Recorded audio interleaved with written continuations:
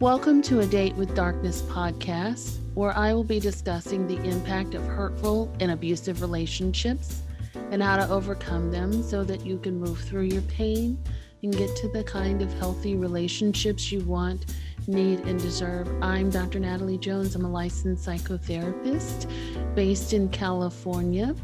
While I hope that you find this podcast educational and informational, please note it should not be substituted for treatment with a licensed mental health professional.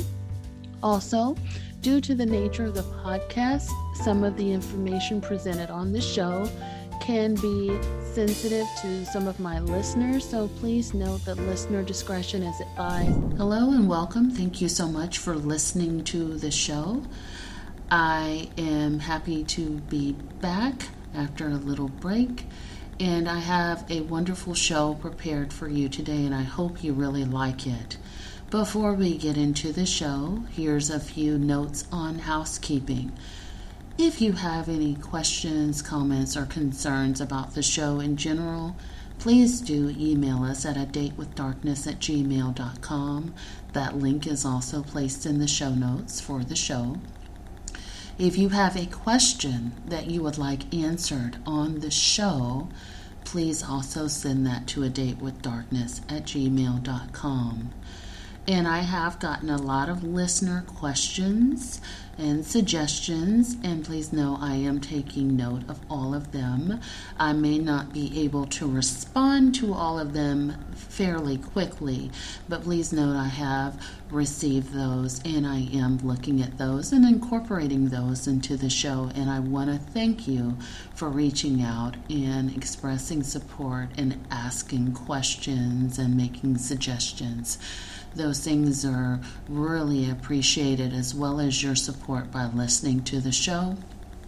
If you want to support the show, please do like, share, and subscribe to the show. It's always helpful to have positive feedback for the show so that other people can find it easily on the iTunes list. And also, please share with those that you feel like could benefit from listening to the show. That's always great to have that support. So thank you again for supporting the show in that way. And if you're looking for additional free support for yourself, I do have the online group for this podcast, A Date with Darkness group on Facebook. And so come on over, introduce yourself, say how you need support, and be sure to support the others and join in on some of the conversations on some of the previous posts. That is always greatly appreciated, and I think you will find it helpful as well. And without further ado, let's get right into the nitty-gritty of today's show. So for today's show, I decided to do an episode on narcissism and fatness. Fatness is usually frowned upon in the U.S. Americanized society, and I think there is a lot of unhealthy behavior around that, as well as it shows up in unhealthy ways in which we internalize our own body weight and images, both physically, mentally, psychologically, and sexually. And I thought this show was much needed. I do have a lot of clients that come and they are concerned about how their body image shows up or how it's used against them in abusive manners in their relationships. There can be rewards and punishments based around body images. And there can be feelings of unworthiness or feeling unloved around being overweight or being, having extra curviness, for lack of a better word at the moment, and just having those be used against you, both internally and externally, the microaggressions in the workplace as well as in other public spaces in which your body weight can be used against you and frowned upon. And so I have a very special guest planned for today's show, and I hope you'll like it. And so without further ado, here's the interview. Hello, Sonalee, and welcome to the show. Thank you so much for having me, Dr. Jones. It is a pleasure. I am so glad that we were able to connect. I am such a huge fan of your work on Oh. Instagram. And for my listeners who are not familiar with you and your work, can you talk a little bit about who you are, what you do, and what drives the passion behind your work? Wow, that is such a great question. Yes, for those who don't know me, my name is Sonalee Rashatwar. I'm a licensed clinical social worker based in Philadelphia, and I am popularly known on Instagram as the Fat Sex Therapist. Right now on the account, my main purpose is helping folks to understand the ways that fat phobia, which is basically the oppression experienced by folks based on discrimination of body size, how that should be considered an intersecting oppression, especially for folks who are multiply marginalized and experience anti-Blackness or xenophobia or classism, just to name a couple of examples. The passion that drives my work is definitely my own lived experiences. And I say that because I'm not someone who has studied a population and then is now offering information on that population based off of things that I've studied. What I'm actually offering is language that I have acquired over the years of through social work school or through work with my clients. Language that I've found has really resonated with me in understanding my own experience and then offering that language to folks who might have gone through something really similar. So I am actually, because we're on a podcast, your listeners can't see me. And in case they've never even seen a photo of me, I am a super fat person. And super fat is a designation on the spectrum of fatness created by Ash of the Fat Lip podcast. And I exist at the higher end of the fat spectrum where I experience size discrimination. And I experience that in medical spaces, at the doctor's office. I experience this on airplanes, just to name a couple of examples. And I've come to this work from a place of better understanding what it is that I've experienced. So I was also a fat kid growing up who was put on non-consensual diets by my parents. And my parents were also fat people who were thin in their teenage and early adolescent years, but as adults gained weight. And due to their experiences as immigrants in the US, immigrants with accents who looked discernibly non-white, they had pretty nuanced understanding of the fat phobia that they were experiencing. And what they didn't want was for me to experience the same. And so they projected their fat phobic anxiety onto me, onto my little 10-year-old fat kid body. And it was because of my gender, because of my body size, that my body was so scrutinized as a young kid. My parents probably spent upwards of $100,000 on weight loss products over the course of like 15 years of my life. And I have two younger siblings, a sister who was thin, who did not receive this kind of negative attention, and a younger brother who was fat, who also did not receive this kind of attention because of his gender. Boys were allowed to be fat while they were growing up, I guess.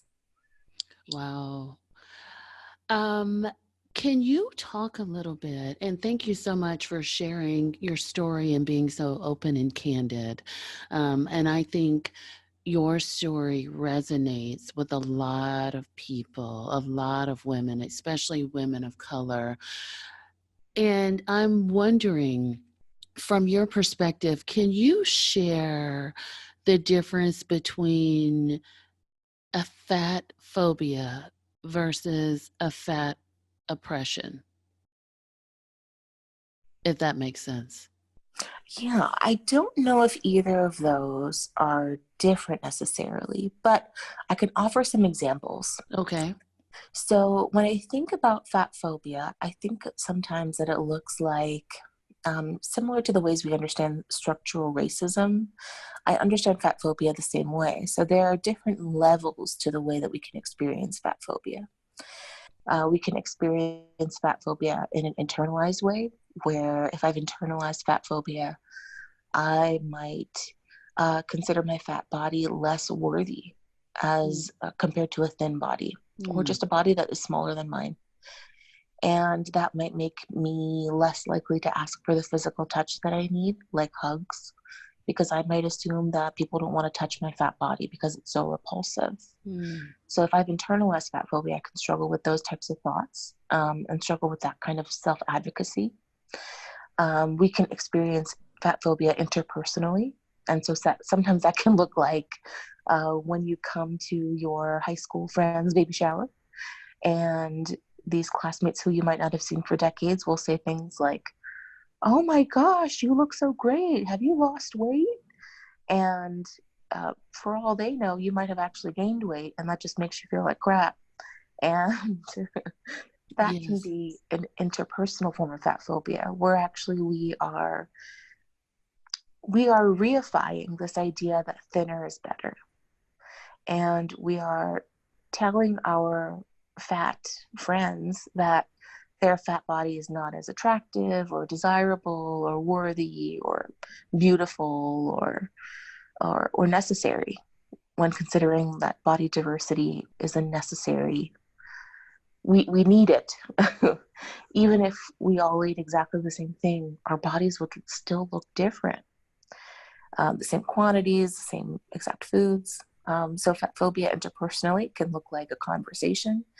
It can look like overhearing diet talk in the workplace break room, when you're hearing your coworkers talk about, January is almost coming up, so we're probably going to hear about Whole30 and paleo and all kinds of other new fad diets, which again can be considered microaggressions, because what a coworker is telling us when they tell us that they're really trying to lose weight is that they really value a smaller body. They really don't value fatness. And so when we communicate that to our fat friends, it's really very similar to telling your friends of color that, "Oh yeah, I'm going to go to the salon and I'm going to go have a skin bleaching treatment." It's exactly the same. It's really, really communicating that you value whiteness in similar ways that you value thinness. And fat phobia can continue going up the spectrum. Like, I can think of structural ways that we experience fat phobia and systemic ways. So when individuals, when patients go to see their doctor and they have their body mass index read, when they're weighed on a scale and have that BMI score told to them, insurance companies use that number to deny us insurance coverage. So I could be denied based on that, arbitrary number. I could be denied in vitro fertilization treatment. I could be denied a joint replacement surgery. Wow. I can be denied top surgery or gender affirmation surgery, which would greatly reduce my risk of suicide if I were a trans patient. And all of those things happen based on BMI, and it is an inherently fat phobic usage of a metric. You speak about, on your Instagram account, you talk a little bit about fat phobic microaggressions. Can you share a little bit about, and I've spoken about microaggressiveness and written about microaggressiveness, but I'm curious from your standpoint, what is fat microaggressions or fat phobic microaggressions? What does that look like and how does that show up? Yeah, I think that it's very subtle, and it requires a very attuned ear to what diet culture looks like. And diet culture, again, is this assumption that everyone that you encounter is trying to lose weight, basically. This assumption that basically everyone you encounter is trying to be as thin as possible, trying to stay as healthy as possible, trying to be as fit as possible. and really always thinking about the nutrients of their food before even consuming food they really enjoy. Mm-hmm. And so many times, this kind of microaggression can look or sound like a lot of the messaging we hear these days that's really anti-sugar. And diet culture will pick a new villain every decade. Mm. And based on the studies that I've read, in the 90s, everything was low fat or light. Um, it was also in the early 2000s, it was carbs. And so everything was like low carb, Mm-hmm. Atkins, high in protein type things. In the 2010s, we're looking at anti sugar. And a lot of the rhetoric that we hear about it talks about and cites the study about sugar being as addictive as heroin, if not Mm-hmm. more. And what's so funny about the study that is often cited with that like headline, that shocking headline, is actually it was a study done on rodents, and those Mm-hmm. rodents were restricted from having food, and then when given sugar, they were like ravenously consuming the sugar. And so, actually, this is not a great study to be used for humans because, yeah, if we were starving, we would eat whatever. We would eat cardboard that was given to us. Yeah. And then we would prove that cardboard was as addictive as heroin.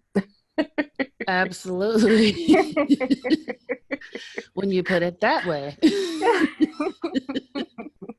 But microaggressions can sound like such small things, like at my family has a traditional Thanksgiving uh, celebration. All my cousins come into town at my parents' place in New Jersey, and we enjoy cooking like the most delicious foods, like leave no calorie behind, Mm-hmm. butter, cream, delicious ingredients. Mm-hmm.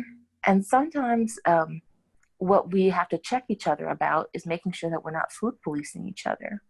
So if someone's going to go back for seconds or thirds, or they Mm. want a third slice of pie, and they didn't take extra turkey, that no one's really looking at each other's plates and no one's commenting on anyone else's bodies at that celebration. And just to be clear, we're not celebrating the mythology of Native genocide, but we call it Thanksgiving nowadays, or Ah. Cousinsgiving. We call it something different, but we are also critical of the ways that oftentimes we get caught thinking about our worth and the moralization of food, and thinking about how sometimes we think of foods as good and bad. But there is no good or bad food. All foods, as long as they're not poisonous, are good for us. All foods provide some kind of nutrition for us. Absolutely. You had mentioned with your own personal story too, kind of being exposed to non-consensual diets. Can you talk about that, the non-consensual diet, and maybe how those start to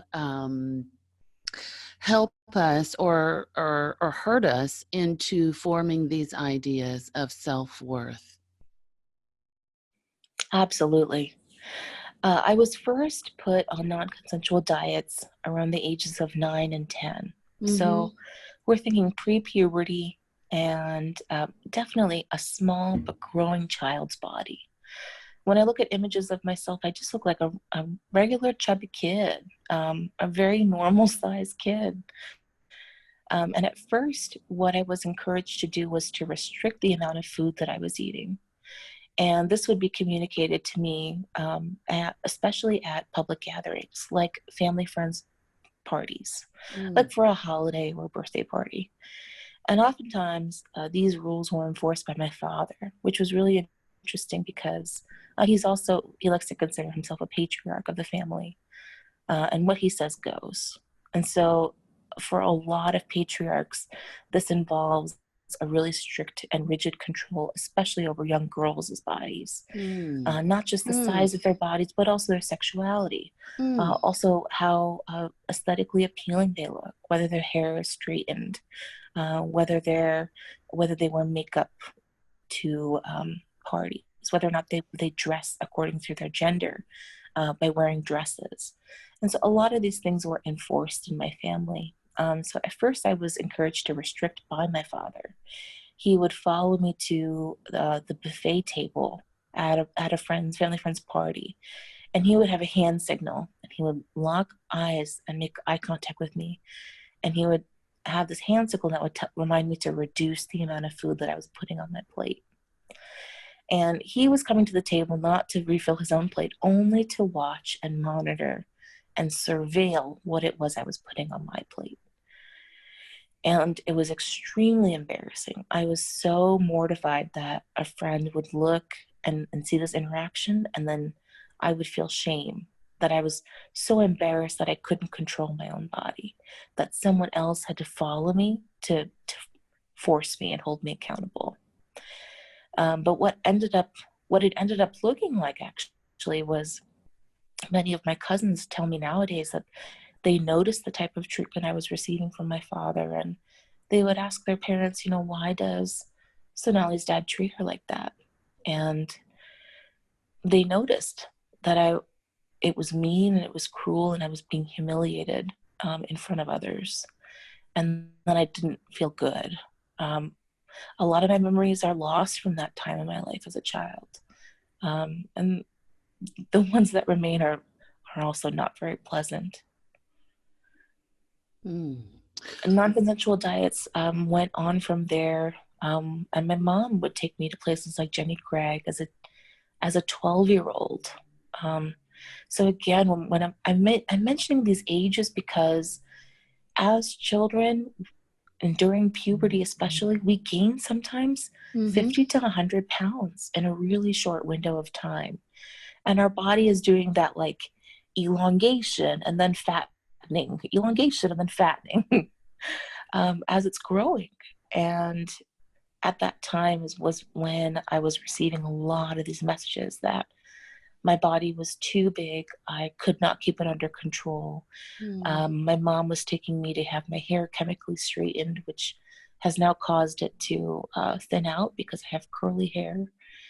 And the type of pretty strict control that I was being encouraged to model also was connected directly to cis heterosexuality, cis heterosexism, this assumption that like I should appear as cisgender as possible so that I can attract a heterosexual mate as quickly as possible because I have so many strikes against me as a fat person. So my dad especially would sit me down late at night sometimes with my mom at the kitchen table and would tell me really explicitly that my fat body was going to hinder me from finding a male partner who could marry me, or to have a career where I would be respected and I could be promoted and that people would take me seriously. And my dad would talk to me like this without a lot of like care or empathy, to prepare me for like the harsh realities of the fat phobic world. But what it really felt like was like living with a bully, because he would go through my trash can, and he would look for things to shame me with. Like, look at this Rice Krispie treat that you ate. Why don't you have enough self-control that I had to look through your trash can to find this junk food that you were eating? And so again, we see this like moralization of food, where some food is categorized as junk and other foods is categorized as healthy and good for you and nutritious. Right. And so it becomes almost like a penalty to eat. Absolutely. And this would happen especially at birthday gatherings. My family would celebrate each other's birthdays by going out for a meal. And so the same, I was encouraged to order specific things off the menu, and then pack my food and not eat the whole plate. Wow. And so it sounds like, when we think on the grand scale about narcissism, it sounds a lot like what we call grooming, which is where you a person that has control or power or authority is trying to get the person who doesn't have as much to conform and to do the things that they want to do by using very controlling tactics. That sounds exactly like what I experienced. Hmm. And what's so wild, though, Dr. Jones, is that I feel like I rebelled because I never could lose the weight. I never could keep the weight off. I never could successfully shrink my body or keep it in control. And that's mostly because diets don't work. They have about a 95 to 97% failure rate. Sure, And absolutely. I felt like a failure, but I also felt like a rebel. I felt unruly and I felt disobedient for most of my childhood. I still do today. I'm wondering too, um, if that equated into love as well, like perhaps you felt unlovable or unaccepted by your parents on Yeah, some level. I absolutely do, and I still do. Matter of fact, I recently began dating again after like a 5 year break, because I wasn't being a good partner to people who I was dating 5 years ago. And so I needed some time to myself just to heal and to be better. And so just in the last 2 or 3 months, I've gotten back into dating. And it has been exactly this. It's been a wild process of unlearning this idea that I'm unlovable and unworthy of care and affection and Hmm. gentle touch that my body so desperately needs and has been deprived of. It's been a really remarkable thing to experience. I'm glad you brought that up, and I'm happy to hear that you're dating. But that does bring me to a topic that I definitely want to explore with you, because you are a sex therapist and you do talk about pleasure and touch. You talk about on your account restricting self pleasure the way you do with food. And there being like this touch deprivation with folks. And you call it skin hunger. Can, Yes, good. Mm-hmm. yeah. Oftentimes, when I'm working with clients who are fat and who might be experiencing some type of disordered eating, oftentimes they are often restricting different types of pleasure too. So I do consider food pleasure as really similar to sexual pleasure. And that when I'm working with a client who has taught themselves that they can't trust their body, and so they Mm, must override, like cognitively, over what their body is telling them, like, I'm hungry, I'm craving this. And when they're overriding the body's signals of hunger, they're also usually overriding the body's signals around like needing like touch, like skin to skin contact, or like gentle care, or sexual pleasure, like solo sex, masturbation, or even like the kind of sex that they want to be having with partners that they're already attached to. Maybe they don't want to be having this type of sex within this position. Maybe they want to be trying this other position, or trying oral, or using a toy, or uh, anything like that that involves assertive communication is often lacking when someone doesn't trust their own body. mm. What do you say to the person who had maybe some similar experiences as you did while growing up? Perhaps there was a lot of pressure from parents to conform and be a certain size, or maybe worth was reinforced or restricted based on that person's weight or how they looked. What do you say to the person that now has difficulty even looking in the mirror or appreciating their body when they've been conditioned that it doesn't look good? the work that I often have to do with these clients is called reparenting work. And what I ask my clients to do is to connect to their inner child. And this is part of internal family systems. And what I will ask them to do is to connect to that inner child, because actually what is happening oftentimes is that they're moving through the world sometimes like an exposed nerve, and reacting in many ways to different stimuli that puts them back in this position of a child. And sometimes they're not even cognitively aware of it. They're not conscious of it. And when I'm asking them to connect to this child version of themselves, I'm asking them to get attuned to how hurt and unprotected they feel, how helpless and how out of alignment with their agency they feel. And the reparenting work comes from becoming the parent that they will never have. I will never have the parents that I need. I'll never have the parents who will be able to protect my fat body when we go on vacation together. I'll never have the parents who won't accept my fat, queer body. They will always struggle with me wanting to be some other different way. And so in many ways, I have to be my own parent. I have to be my own internal source of validation and protection. And so in reparenting work, it'll often look like looking at an image of myself at age 11 or 12 or 13 and saying out loud to that image of myself, imagining her standing next to me, and saying that, like, I'm here and I protect you, and I'm going to stand up for you in the ways that no one really stood up for you when you were a kid.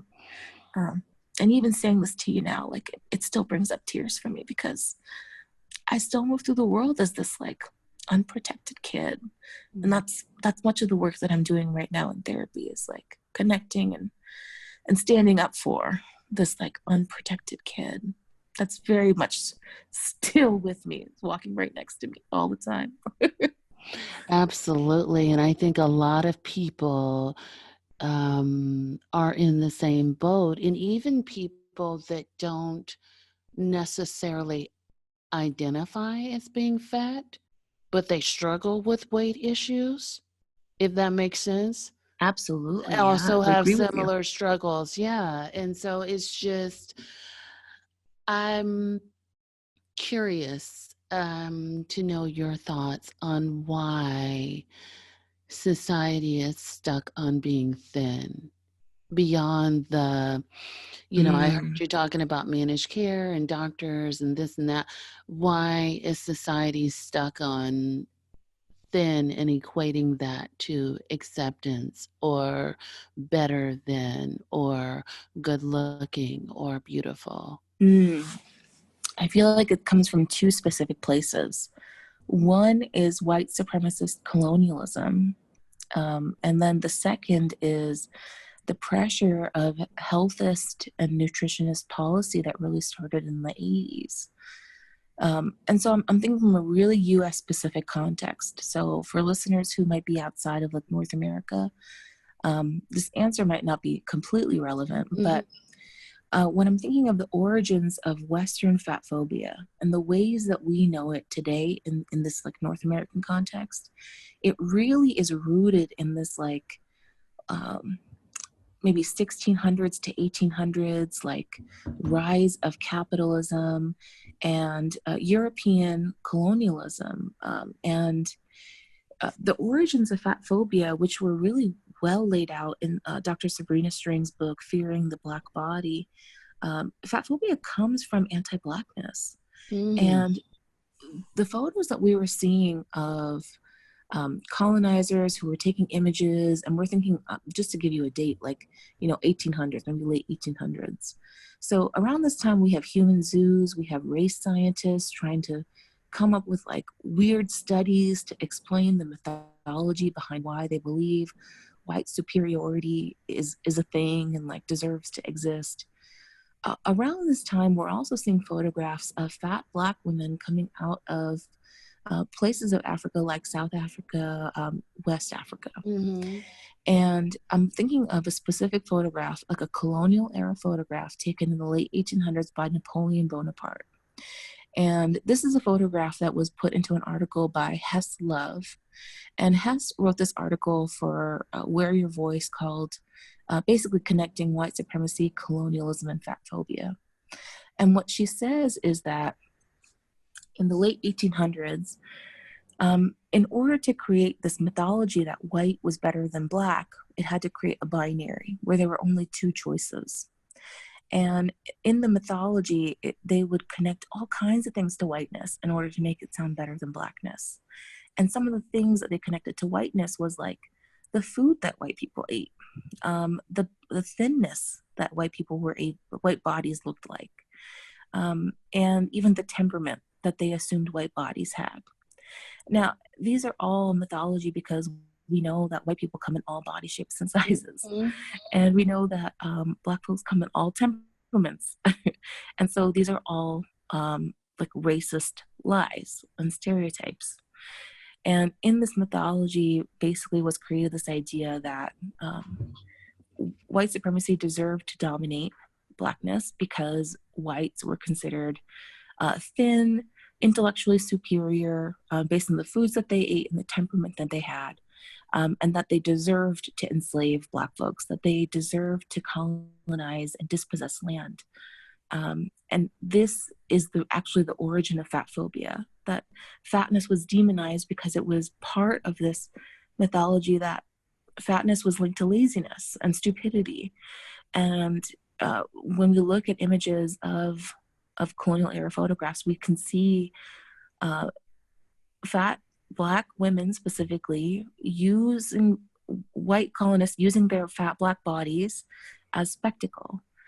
And we see this in the case of Sarah Baartman, who was taken from her home in South Africa, and under what kind of coercion we don't even know, but I'm sure under much duress, and was taken around many parts of Europe, from very far from South Africa, and was basically was used as a human zoo, was used in part as a human zoo. And she was a very fat Black woman. And her body was seen as spectacle primarily because of the ways that fat phobia was linked to anti-Blackness. That fat phobia was used as a way to make her less human and therefore exploitable under the guise of white supremacy. And her body is still not even considered human enough to be belonging in one place at peace even after death, because her genitals remain on display and were even considered too fat. And her genitals remain carved outside of her body on display in a museum in Europe to this day. Wow. Yeah. Wow. That's unfortunate. And so what is the idea of holding on to fat phobia? What does that do for society to hang on to that today? I think we hang on to this idea that we have control over our bodies. I think we hold on to this idea that with thinness, we can achieve whiteness. I think we hold on to the idea that assimilating into white supremacist understandings of beauty and health will save us, will somehow make us healthier, will somehow make us happier. And any type of assimilation is just not true because it negotiates our own self-betrayal at the expense of not even belonging. It's like a forced acceptance. But even then, it's conditional. It's based entirely on our own self-betrayal. Wow. And you also talk about, too, gaining weight after surviving a trauma. Yes. It is very common after trauma for us to let go of these rigid forms of body control that we are holding on to. And so sometimes it can look like after surviving trauma, we are less likely or less able to restrict the amount of food that we're intaking, or we're less able to resist what our body needs sometimes because our body just needs as much as it needs. And the the terrible things that I hear from healers is that oftentimes they'll offer these fat phobic interpretations about why individuals gain weight after experiencing trauma. And so they'll say things like, oh, especially around sexual trauma, because that is my specialty. I work with individuals who have survived sexual trauma. And so I worked with many individuals who have said that they've worked with a therapist. They have these like heinous horror stories, how a therapist said to them, yes, once you heal from this trauma, you will see the pounds melt off your body because your body is holding on to fat because your body wants to be undesirable. Your body wants to be not noticed by society. And that's such a heinous interpretation of what a body deserves, because no one wants to experience discrimination. No one wants to experience the scorn that someone reserves only for fat people. No one wants to enter a grocery store and have strangers pull foods out of their shopping cart because strangers believe that fat people don't have self-control enough to shop for themselves. And those are real accounts. Those are real things that fat individuals experience in public, because there is this assumed punishment that fat people deserve. There's this assumption that with shame we can finally motivate fat people to become less fat. And if that worked, we'd all be thin by now. Absolutely. Absolutely, right? Is there, or do you feel like in your line of work that there are sexual traumas that are specifically related to fat phobias, or, that fat people have to endure? Yeah. These will be difficult to hear for anyone who might have experienced them. Fat individuals often experience a very specific type of sexual assault. There was the case on, I believe it was Cornell's campus, maybe in 2016, a few cases came to light of what is called hogging. Have you ever heard of that, Dr. Jones? No, I Hogging? have not. That is a new term for me. So I had also not heard of it until I saw this article. And what it described was a fraternity on Cornell's campus where the boys of the fraternity would have bets with each other, and they would try to find the fattest fattest woman to have sex with. And what they would do is some of the boys would hide in the closet of a hotel room and would video record the interaction with the fat woman and one of the boys in the bedroom.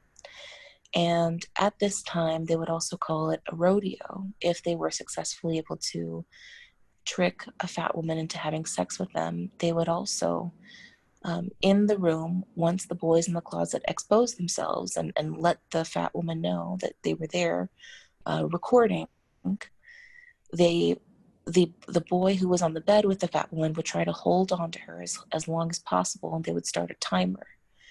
And that stopwatch, the person who could hold on the longest to the fattest woman would be the person who wins the contest.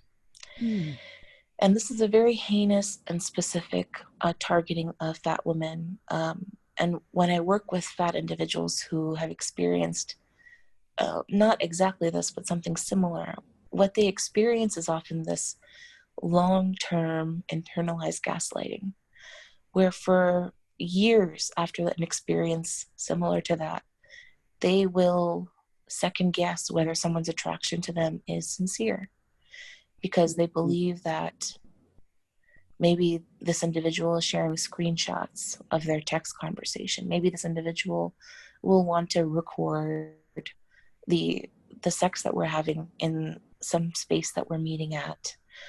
Maybe this individual is actually trying to trick me and make this out into a joke, which is a very subtle and hurtful form of sexual assault and sexual violence.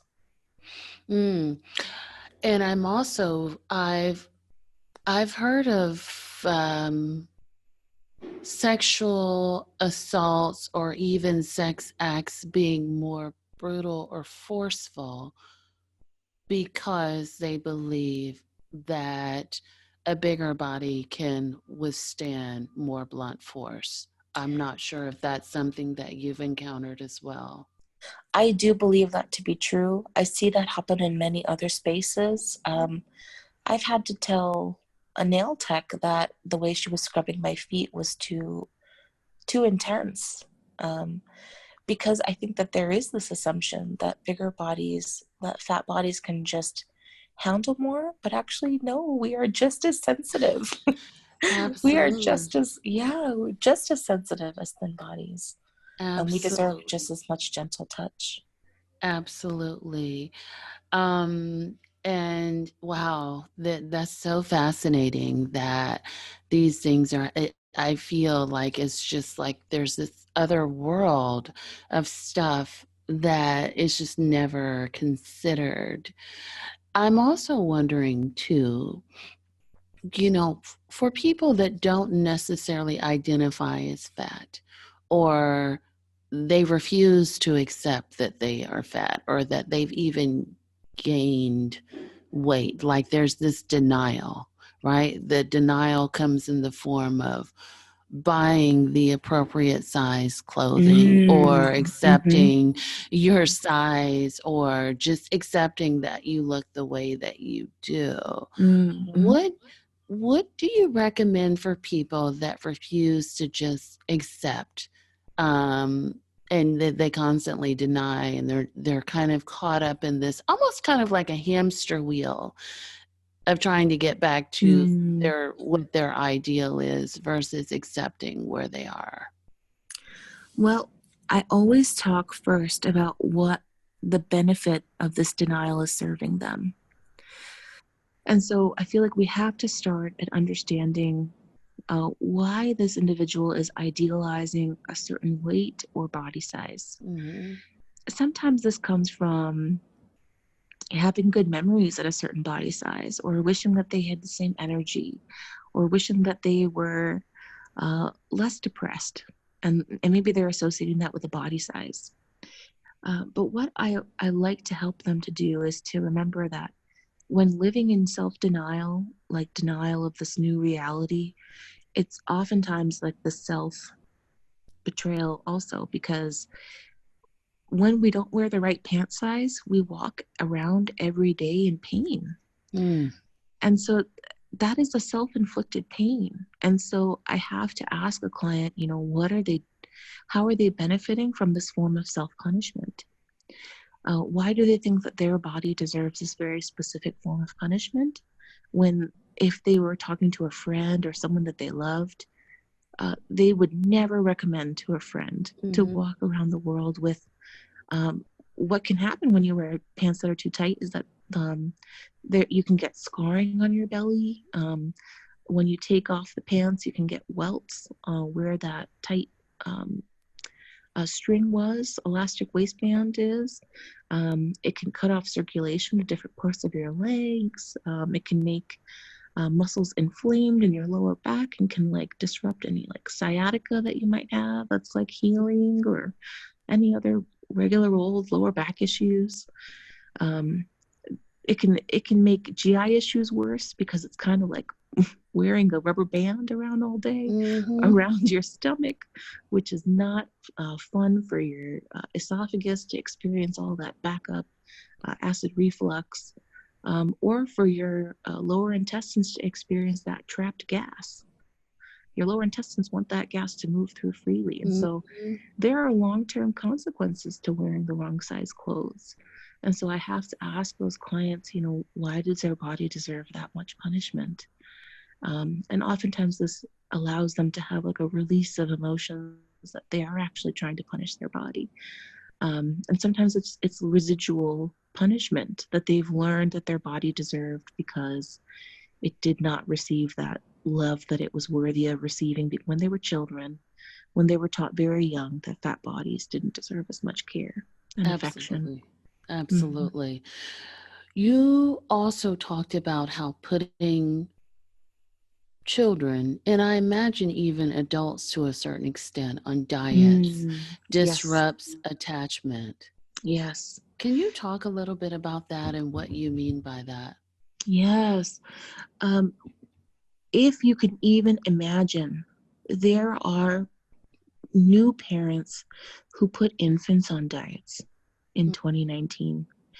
And this is so dangerous because when an infant does not receive the amount of calories that that infant needs, even if that infant is a very fat baby, that infant will die. And so we do see cases in 2019 of new parents who put their child on diets, have not just a failure to thrive, but a death certificate. And this comes from this understanding that um, fatness is not a body size that deserves to exist. And that's why I come back to body diversity. We have to remember that all body sizes are necessary. Um, when we put a child on a diet, and so when I say child, most people think of infants, but I am using the definition that you're using because I think of even like adult children. Mm-hmm. When we're putting children on diets anywhere in the developmental stages of like 0 to 25, we are teaching the child that their body is not to be trusted and that this parent, this external person knows better about their body than that person, than the child, which is sometimes true, but in the case of feeding, not true. And in the ways that it disrupts attachment, it can encourage a child to not trust this caregiver. Because what this caregiver is doing is restricting something that the child needs in the same way that they would need formula or oxygen. That parent is restricting food. Wow. Mm-hmm. Wow. And so I want to ask you, because you talk about the importance of having fat role models, which is something that I also do in my work, is like having happy fat role models. For people who struggle with that, who are some of the happy fat role models that you can put out there for people to kind of start looking to in a more positive light? Oh, brilliant question.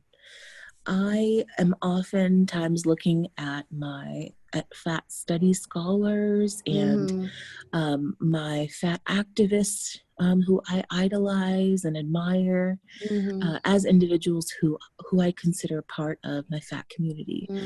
And I say that this is so important, fat role models, because if I did not have fat community, if I did not have fat role models in 2011 or 2012, I would have been convinced by my parents to have my healthy stomach tissue amputated.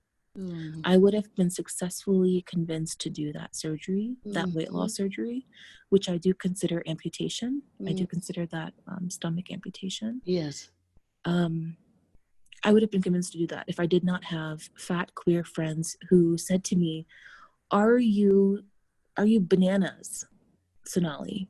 Sonalee, you will never be able to absorb nutrition the same way for the rest of your life.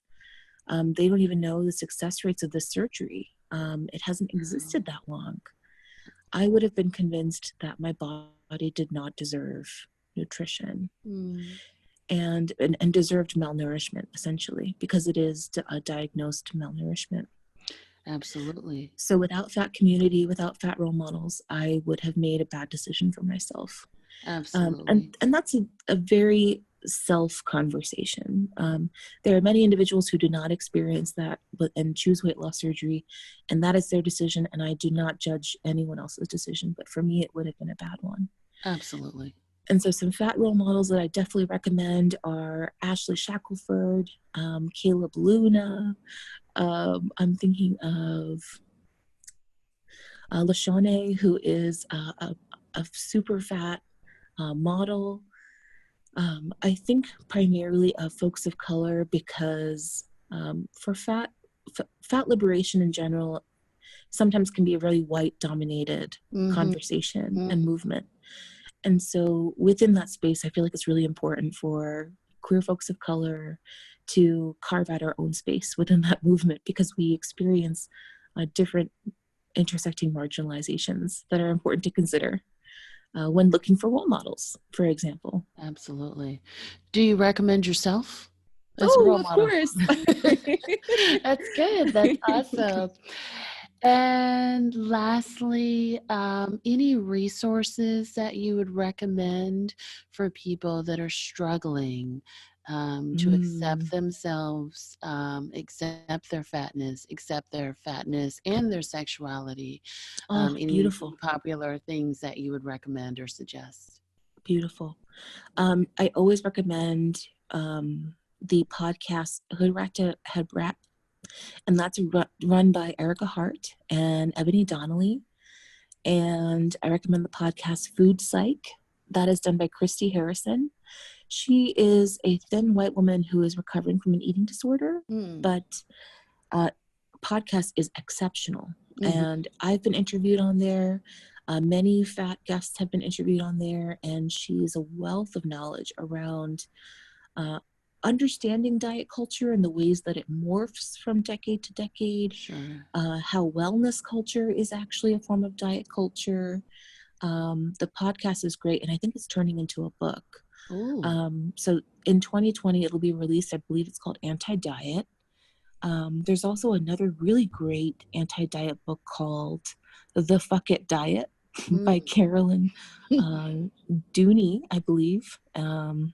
Those are just some things I can think off the top of my head. Nice. And if people want to follow up with you, how can they reach you?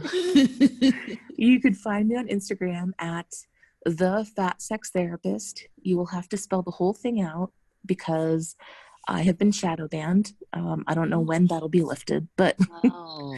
and you can always reach me on my website. That's sonaleer.com. And those are my best ways to be get in contact with. Awesome. Well, I appreciate you coming on to the show and sharing your wealth and plethora of knowledge, fat positive knowledge, health at every size knowledge. I think it was wonderful, and I really enjoyed this show, and I was so excited to do it with you. Thank you so much, Dr. Jones. The pleasure was all mine. Awesome.